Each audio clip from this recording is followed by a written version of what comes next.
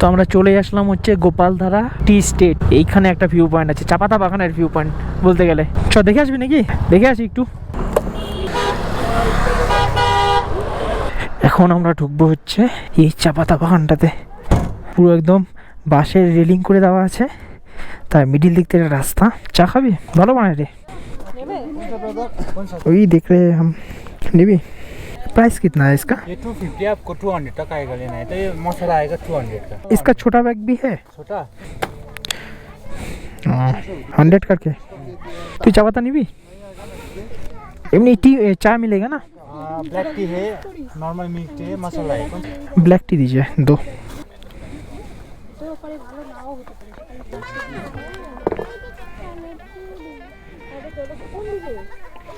নিয়ে নিলাম দুটা হচ্ছে ব্ল্যাক টি। দেবঙ্গর ভাই চাটা খাই, একটু টেস্ট করে রিভিউটা দাও। ব্ল্যাক টি চা খেয়ে আমরা চলে আসলাম।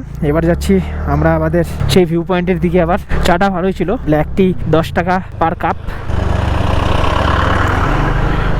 আর আমাদের ভিউ পয়েন্টটা বেশি দূর নেই, এই গোপালধারা টি স্টেট থেকে প্রায় 3-4 কিলোমিটারের মতন হবে।